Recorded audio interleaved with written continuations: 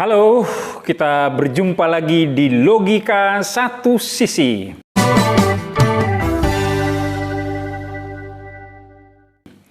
Bagian ke-10 dari edisi Merdeka Belajar kali ini kita akan berbicara tentang pengganti ujian nasional. Sebagaimana yang sudah kita ketahui bersama bahwa pada tahun 2021 ujian nasional akan diganti oleh asesmen nasional, di mana asesmen nasional ini terdiri atas 3 hal pokok. Yang pertama adalah asesmen kompetensi minimum, kemudian survei karakter, dan survei lingkungan belajar.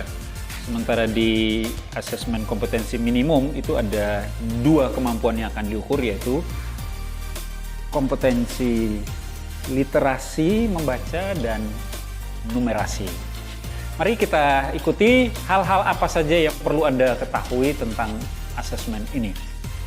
Yang pertama, bahwa asesmen kompetensi minimum itu didasarkan pada praktek baik tes PISA, Program for International Student Assessment. Menurut Mendikbud Nadiem Makarim, hasil PISA itu kemudian menjadi penting karena akan memberi kita perspektif, memberikan sebuah insight baru untuk kita perbaiki. Itu yang pertama. Yang kedua, yang perlu kita tahu bahwa AKM ini atau asesmen kompetensi minimum itu bukan tes mata pelajaran, tetapi mengukur literasi dan numerasi. Kemampuan literasi ini adalah kemampuan untuk memahami, menggunakan, kemudian mengevaluasi dan merefleksi berbagai jenis teks untuk menyelesaikan masalah dan mengembangkan kapasitas individu sehingga dia bisa berkontribusi di dalam masyarakat. Sedangkan kemampuan numerasi itu adalah kemampuan untuk berpikir menggunakan konsep, prosedur, fakta, dan alat matematika untuk menyelesaikan masalah sehari-hari pada berbagai jenis konteks yang relevan. Nah, ini berarti AKM ini akan memotret kemampuan peserta didik dalam mengaplikasikan atau menerapkan pengetahuan yang diperoleh saat pelajaran di sekolah dalam kehidupan sehari-hari. Mengapa kemudian hanya kemampuan literasi dan numerasi ini yang di-asesmen? Ya, ini tentu kita tahu bahwa kedua literasi ini merupakan literasi pokok, literasi dasar yang menjadi fondasi atau yang menjadi prasyarat untuk bisa belajar dan memahami semua hal lain di dalam hidup ini memang harus dari 2 ini.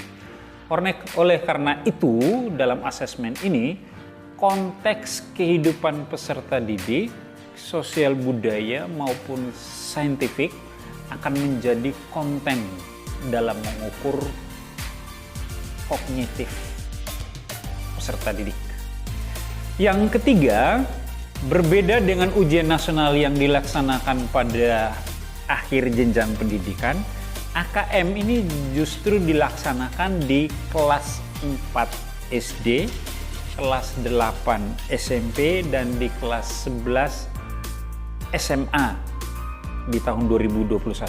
Yang keempat yang perlu kita tahu bahwa kalau ujian nasional itu menggunakan pilihan ganda dengan 1 jawaban benar, maka di asesmen kompetensi minimum itu kurang lebih ada 5 jenis soal, yaitu dengan pilihan ganda 1 jawaban benar. Tapi juga ada yang pilihan ganda kompleks, artinya lebih dari 1 jawaban benar. Kemudian menjodohkan, yaitu nanti kita menarik garis untuk menghubungkan antara jawaban dengan pertanyaan. Kemudian selain itu juga ada kita isian singkat, ya ini bisa pakai bilangan atau kata, isian singkat. Kemudian juga ada uraian. Harapannya adalah bahwa dengan AKM ini bisa menjadi bahan perbaikan atau menjadi bahan untuk tindak lanjut sebelum peserta didik menyelesaikan jenjang pendidikan. Itu alasan kenapa di uji atau di asesmen di kelas 4, kelas 8, dan kelas 11. Yang kelima, bahwa walaupun itu diikuti oleh peserta didik yang tadi sudah saya sebutkan, tetapi tidak semua peserta didik di kelas 4, di kelas 8, dan kelas 11 sebuah sekolah itu akan mengikuti AKM. Untuk siswa SD dan yang sederajat, artinya paket A, itu hanya kurang lebih sekitar 30 siswa. Sedangkan yang SMP dan SMA itu hanya 45 siswa. Ya. Itu mereka akan mengerjakan soal yang sifatnya adaptif. Maksudnya bahwa kalau soal itu mereka jawabnya benar, maka di nomor selanjutnya itu soal itu akan menjadi lebih kompleks atau lebih sulit. Tetapi kalau pada saat menjawab soal itu mereka salah, maka mereka akan turun ke soal yang lebih sederhana. Itu yang keenam, yang perlu kita tahu bahwa hasil AKM ini tidak diberikan secara individual, artinya tiap anak tidak akan mendapatkan hasil. Ya, tetapi skor mereka itu akan menjadi bagian dari rata-rata hasil AKM. Nah, dengan hasil AKM ini akan diperoleh data dan potret sejauh mana tingkat efektivitas sekolah dalam mempersiapkan peserta didik untuk studi lanjut maupun memasuki dunia kerja. Itu yang ke-6. Yang ketujuh, di samping AKM, para peserta didik juga akan mengikuti survei karakter. Survei ini sebenarnya adalah untuk mengukur ketercapaian hasil belajar siswa dari aspek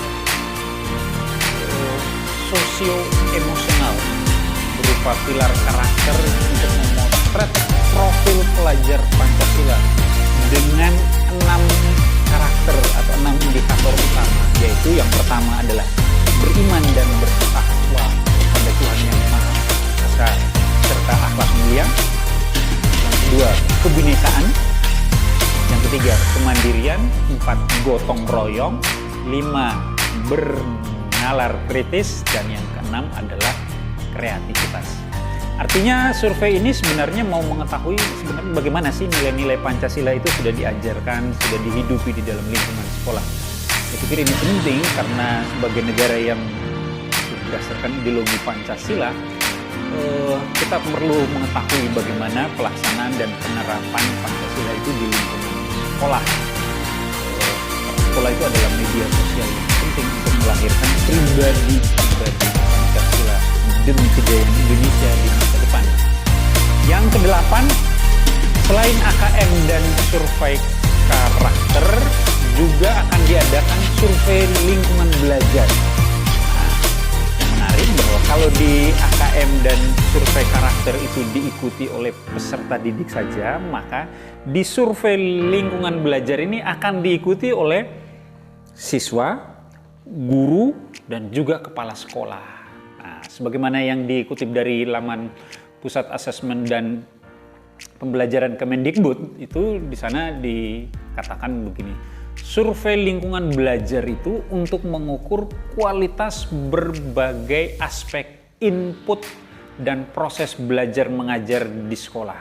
Nah, survei ini akan mengumpulkan informasi untuk kualitas belajar mengajar dan iklim sekolah yang menunjang pembelajaran. Artinya melalui survei ini akan mengukur bagaimana tingkat kenyamanan warga sekolah sebagai sebuah tempat belajar, baik itu bagi guru, siswa maupun kepala sekolah. Apakah tempat ini cukup nyaman ya untuk belajar? Ya, misalnya survei ini bisa akan memotret apakah kasus perundungan atau bullying itu sebenarnya masih terjadi di sekolah, karena kita tahu ini adalah salah satu kasus yang marak sekali terjadi di sekolah-sekolah. Yang ke-9, survei ini akan dilaksanakan 2 hari. Pada hari pertama, peserta mengikuti asesmen literasi dan survei karakter. Sedangkan pada hari kedua akan mengikuti asesmen numerasi dan survei lingkungan belajar. Durasi waktunya untuk tingkat SD, asesmen untuk AKM-nya itu 75 menit. Sedangkan survei karakter dan survei lingkungan belajar itu waktunya adalah 20 menit. Sedangkan untuk yang SMP dan SMA, AKM-nya berlangsung selama 90 menit, sedangkan yang surveinya itu berlangsung selama 30 menit. Dan yang ke-10, survei nasional ini tidak membawa konsekuensi apapun bagi sekolah maupun bagi siswa. Tidak ada pemeringkatan sekolah, jadi tidak usah takut ya. Tidak perlu takut gagal, dan juga tidak perlu ada persiapan khusus seperti harus ada bimbel khusus gitu, tidak perlu. Jadi tidak akan menambah beban. Kementerian Pendidikan dan Kebudayaan bahkan akan membantu sekolah dan dinas pendidikan menyediakan laporan-laporan asesmen yang menjelaskan tentang profil sekolah, kemudian apa saja kekuatan-kekuatan sekolah itu, bahkan juga area yang harus diperbaiki oleh sekolah sehingga bisa meningkatkan kualitas pembelajaran dan kualitas lingkungan belajar di sekolahnya. Itu saya pikir 10 hal yang penting kita ketahui. Ya, mungkin Anda boleh tidak setuju dengan pandangan ini karena sekali lagi ini hanya logika satu sisi. Namun kita pasti sepakat bahwa perubahan memang tidak menjamin kebaikan, tapi hanya dengan berubahlah kita menuju kebaikan. Cogito ergo sum. Aku ada karena aku berpikir. Sampai jumpa.